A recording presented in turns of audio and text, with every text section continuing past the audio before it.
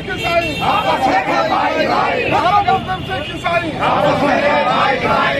आतंकवाद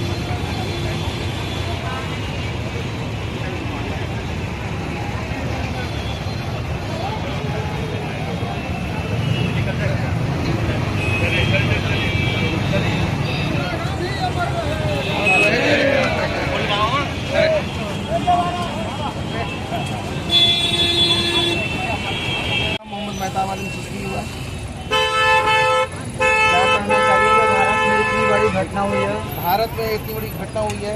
इसके लिए हम सब हिंदू मुसलमान सब मिलकर इस बात की दुखी है।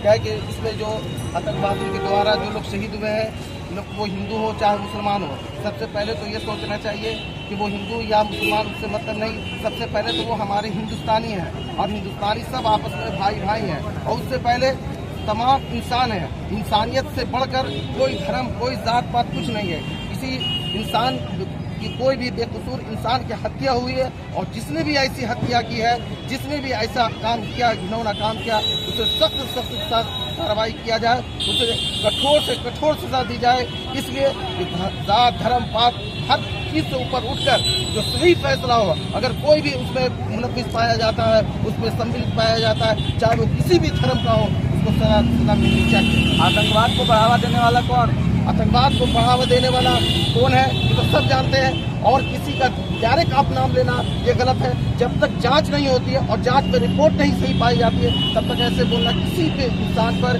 किसी पे लोगों को बदनाम करना ये सही नहीं है। वहाँ पर पूछा गया था कि आप हिंदुओं और हिंदुओं पर ही टारगेट ज़्यादातर किया गया।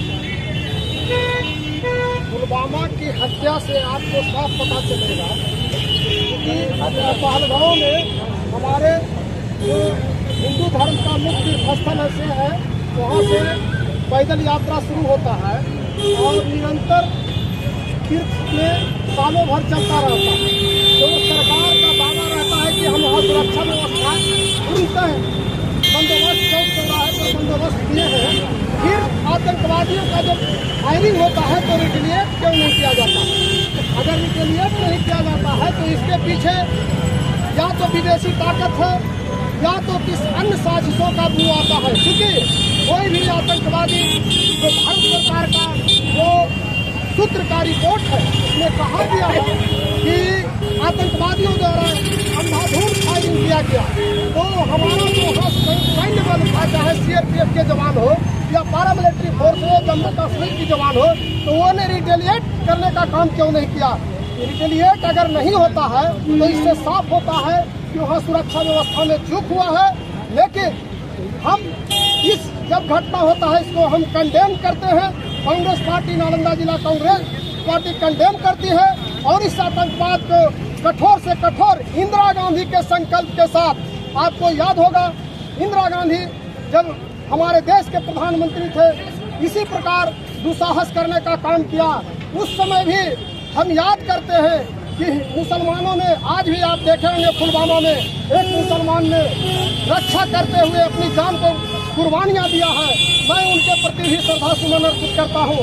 और आपको याद होगा वीर शहीदों का भी, चाहे वह आपको साकुल्ला खान चाहे कोई भी हो, और हमारे सेना में पहला जनरल मानिक शाह, वीर अब्दुल हमीद, लोगों ने पाकिस्तान को दांत खट्टे करना